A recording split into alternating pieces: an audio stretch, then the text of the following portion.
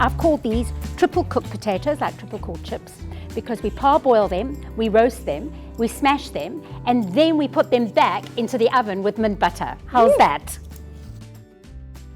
Ella, what's happening? Thank you. Peel it off. Thank you. Okay, so now we do the first step of cooking, which is parboiling. Do you normally salt your water?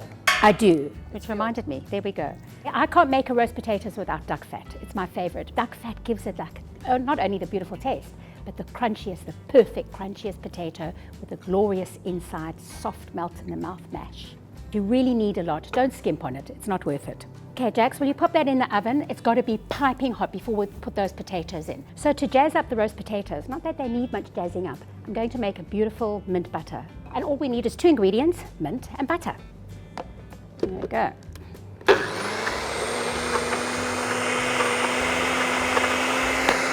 Jax, you carry on with that, and because I think my spuds are done. I'm shaking them because they get a little bit of texture, and then all that duck fat just like crisps and holds onto them, becomes crispy, crispy, crispy. Are you happy with that? That's stunning.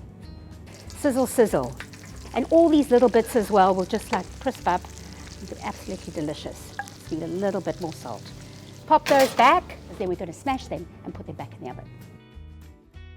And what I love to do is just give them character, personality, just so all that mint butter can soak inside that soft yumminess. The grooves. Yes. And I really think by smashing them, they've given them the great texture that I'm looking for. Can you hear that crunch? Yeah, come taste. Best potatoes you will ever have. Oh my gosh. Okay, Jax. Hey, how good are those? Best roast potatoes ever. Subscribe tonight. Do a little dance. Make a little love. Subscribe tonight.